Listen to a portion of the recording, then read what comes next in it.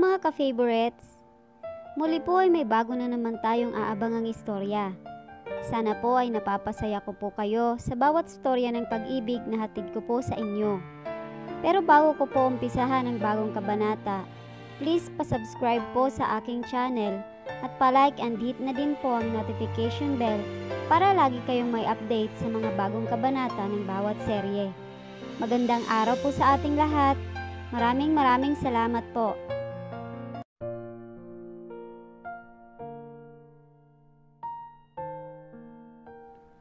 Chapter 1. Isang malalim na hininga ang pinakawalan ni Harleen nang makarating ang sinasakyan niyang taxi sa harap ng isang berdeng gate. Isinuklob niya sa ulo ang dalawang shawl at itinakip ang dulo niyon sa ilong at bibig niya. Ayaw niyang may makakilala sa kanya sa sino mang nakatira sa bahay na iyon. Bago umibis ng sasakyan ay lumingalinga muna siya sa paligid. Nang matiyak niyang walang taong iniiwasan niyang makita ay saka siya bumaba. Tila nabunutan siya ng tinik sa dibdib. Wala sa loob na nahawakan niya ang gate. Naroon ang pakiramdam na gusto niyang maiyak. Sari-sari ang emosyong pumupuno sa dibdib niya. Kahit kailan ay hindi siya naging parte ng bahay na iyon. In fact, she was not given a chance to stay in that house. Ang tanging naging parte ng buhay niya ay ang mga nakatira doon. The house did not seem gloomy, which made her feel great. Wala na siyang ibang mahihiling pa kundi ang makitang malusog at masaya ang mga nakatira doon. The design of the house was simple. It was a two-story house with a lanay and a balcony. Beige ang kulay ng mga pader at namaroon ang bubong. Mula sa gilid na bahagi ay matatanaw ang swimming pool sa likuran ng bahay. Nasa gitna siya ng pagmumuni-muni nang lumabas mula sa loob ang dalawang nakaunipormeng bata. May kanya-kanyang bitbit na bag ang mga ito. Halatang papasok sa school. Yaya, we're late already. Can you move faster? Reklamo ng batang babae. Nakapamaywang at nakataas pa ang isang kilay nito. The girl was pretty with long curly hair. Maamo ang mukha nito, pero dahil sa pagsimangot at pagtataray, natatabunan iyon ng tapang. Napansin niyang mukha na ring dalaga kung kumilos at magsalita ito. Naalala niya ang sarili niya rito noong nasa ganoong edad siya. Ayan na nga, huwag ka nang magalit. At huwag mo akong Englishan, bata ka. Alam mo namang Tagalog lang ang naiintindihan ko. Wika ng may edad ng yaya na humahangos na lumabas ng bahay kasunod ng mga bata. Puti na ang ilang hibla ng buhok nito. Humalukip-kip ang batang babae. Bumubulong-bulong pa ito. Tiyak na irritable na ito. Ang batang lalaki naman ay walang imik. Nang dumapo ang paningin niya sa batang lalaki ay hindi niya maialis ang mga mata rito. He looked exactly like his father. Younger version nga lang. The young boy's eyes were very expressive. Parang palaging nakangiti ang mga iyon. Nanlamig siya. Pakiramdam niya ay nanlambot ang mga tuhod niya. Hindi siya makagalaw. A part of her told her to leave. Another part urged her to savor the moment because it might not happen again. Binuksan ng yaya ang gate at nakita siya. Miss, sino po ang kailangan nila? Magalang na tanong nito habang kinukuha ang mga bag na hawak ng dalawang bata. Hindi siya nakasagot. For a couple of minutes ay nakatulala lang siya. Para sa kanya, wala ang matandang babae sa harap niya. Only she and the children existed that moment. Hindi niya inaalis ang tingin sa dalawang bata. Hindi niya mawaring nararamdaman niya. Pero sa tingin niya ay solo nila ang mundo. Tumigil iyon sa pag-inog at kasamang na-freeze ang lahat ng bagay at tao sa paligid. Those were the best minutes of her life to her. Yaya, she's not answering. Why are you talking to someone who just wastes our time? Come on, Manong Julio is waiting for us in the car. Pagsusuplada ng batang babae. May tuwang ang pagsasalita nito ng English. Halatang sinana ito sa lengguwaheng iyon. Heto na nga, Heidi. Masyado namang mainitin ang ulo ng batang to. Tingnan mo itong si Glenn. Walang reklamo. Ang bait-bait nito. Bahagya pang kinurot ng yaya ang mamula-mulang pisngi ng batang lalaki. Bumaling ito sa kanya kapag kuwan. Pasensya ka na, miss. Kung wala kang kailangan, mauna na kami sa'yo. Sabi ng yaya. Iyon ang hinihintay niyang pagkakataon, ang marinig ang pangalan ng dalawang bata mula sa tagapag-alaga ng mga ito. Iyon ang kumpirmasyon na hindi siya nagkakamali at nananaginip lamang. Of course, she was very sure that they were the children she had been longing to see. Ibinubulong iyon ng puso niya. Gusto lang talaga niya na may makapagparamdam sa kanya na totoo ang lahat ng nasa harap niya. Sandali lang. Pigil niya sa mga ito, nangakmang sasakay na ang mga ito sa BMW na nakaparada sa labas ng gate. Sabay-sabay na lumingon ng mga ito sa kanya. Tinanggal niya ang shawl niya. Ayaw niyang matakot sa kanya ang mga bata. Baka pagkamalan pa siyang kidnapper o magnanakaw dahil sa gayak niya. Pwede ko bang kausapin ang mga bata? Tanong niya sa yaya. Natutuwa lang ako sa kanila, ang cute kasi nila. Ay nako, pasensya ka na. Sabi ng yaya. Hindi sa pinagdududahan kita pero hindi ka namin kilala eh. Tiningnan siya ng matandang babae sa mga mata. Waring inarok ang tunay na pakay niya. Kapag may nangyari sa mga bata kasi ako ang malalagot sa amo ko. Kabilin-bilinan pa naman ni sir sa akin na huwag daw hahayaang makipag-usap itong mga bata sa hindi nila kilala. At saka, narinig mo naman ang sabi ng alaga ko. Malilate na kami. Tumango na lang siya. Tama ito. Hindi niya pwedeng ipilit ang gusto niya. Hindi pa ngayon. Isang bahagi ng isip niya ang lihim na nagpapasalamat na nagkaroon ng maingat na tagapag-alaga ang mga bata. Wala siyang nagawa kundi ihatid na lang ng tanaw ang mga ito. Nang makaalis ang tatlo ay sumakay na rin siya sa taxi na inupahan niya. Sinabi niya sa driver na ihatid siya sa pinakamalapit na hotel. Hindi niya napigilang tuluyang pumatak ang mga luha niya nang umaandar na ang taxi. Wala siyang pakialam kahit pa pinupukol siya ng nagtatakang tingin ng driver. Gustong-gusto niyang yakapin ang dalawang bata. Siya ang ina ng mga ito pero hindi siya kilala ng mga ito. That was the irony of her life. She was a total stranger to her own children. Masakit para sa isang inang tulad niya na makitang ibang tao ang nag-aalaga sa mga anak niya. Pakiramdam niya ay siya lang ang nagluwal sa mga ito sa mundo. Pagkatapos ay nawala na ang pagiging ina niya sa mga ito.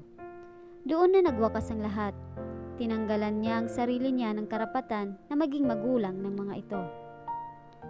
It had been 6 years since she left them. Iniwan niya ang mga ito sa piling ng ama ng mga ito. Ang panganay nilang si Heidi ay malapit ng magsiyam na taong gulang. Sandaling panahon na lang at magiging adolescent na ito. Ang bunsong si Glenn ay 6 na taon. Heidi was only 2 when she left, while Glenn was still a newborn. Kung kanina ay desidido siyang hindi magpakita sa kanyang mag-aama dahil takot siyang tanggapin ang galit ng mga ito, ngayon ay malakas na ang loob niyang harapin ng mga ito. Ang mga anak niya ang dahilan ng pagbabago ng isip niya. Nananabik ang puso niya nang makita niya ang mga ito kanina. Gusto niyang bawiin ang mga panahon na hindi niya nakapiling ang mga ito. Nasa hotel na si Harleen, ay panay pa rin ang pagbalong ng luha mula sa mga mata niya. Daig pa ng mga mata niya ang gripo na naiwang nakabukas. Lalo tuloy sumakit ang ulo niya. Kagagaling lang niya ng airport. May jet lag pa siya dahil sa 19 hours na biyahe niya mula sa Amerika. 2 eroplano ang sinakyan niya. Mula Chicago ay nag-travel pa siya ng 14 hours papunta sa South Korea kung saan naroon ang flight niya papunta sa Maynila. Stressed out talaga siya at ngayon nga ay kumuha pa siya ng dahilan para dagdagan ang sakit ng ulo niya. Sana ay sinunod na lang niya ang payo ni Harvey na magpahinga muna bago silipin ang mga anak niya. Pero dahil sa pananabik ay sinuway niya iyon. Mahinang katok sa pinto ng silid niya ang pumukaw sa paglalabas niya ng emosyon. Alam niyang si Harvey iyon. Naitext na niya rito kanina ang hotel na tinutuluyan niya. Hindi lang siya nito nasundo dahil sa conflict sa schedule nito sa trabaho sa ospital. Doktor ito kaya hindi pwedeng basta-basta na lang itong istorbohin sa oras ng pagsasagip nito ng buhay. I can see you're in a bad mood. Do you want to be alone? Would you like me to come back some other time? Bungad ni Harvey sa kanya. Napansin agad nito ang namamagang mata at namumulang ilong niya. Sinalubong agad niya ito ng yakap. Harvey, it really hurts. I need you. Ikaw lang naman ang makakaintindi sa sitwasyon ko. Masakit pala. Akala ko kahit papano ay naturuan ko na ang sarili ko na maging manhid. Na wala nang makakasakit sa akin. But it's the other way around. Mas matindi pa ang sakit ngayon. He comforted her. Shh, don't say that, Harleen. You did the right thing. Kakampi mo ko. Hindi ko sinasabing tama ang ginagawa mong pag-abandona sa mga anak mo. Pero nariyan na yan. Ang mahalaga ngayon ay magpahinga ka muna. Bawal sa iyo ang ma-stress, remember? Baka kung ano pang mangyari sa iyo. Anong gagawin ko ngayon? Siguradong hindi na ako matatanggap ni Graham. Ang asawa niya ang tinutukoy niya. Baka hindi na niya ako palapitin sa mga anak ko. Kapag ginawa niya iyon, makikialam na ako. Hindi ko papayagan na tulungan yan kanyang tanggalan ng karapatan sa mga bata. Kaya huwag mo nang problemahin iyon sa ngayon. He assured her. Nahihiya na ako sa iyo. Hayaan mo na lang siguro na akong gumawa ng paraan, Harvey. Sobra na ang mga naitulong mo sa akin. For 6 years, naging burden mo ko. Financially, emotionally, physically. Naging pabigat ako sa iyo ng todo. Huwag mo nang ituloy yan. Mauuwi na naman yan sa self-pity. I'm not asking for anything in return. Gusto ko lang ay mabuo uli ang pamilya mo. It's your chance to have some second life. Hinimas nito ang likod niya. Kahit paano ay nakalma siya. Salamat. I owe you my life. What do you want me to do so you'd feel better? Just name it. If you want to have a fancy dinner, I can give you one. Or can I bring you somewhere to relax?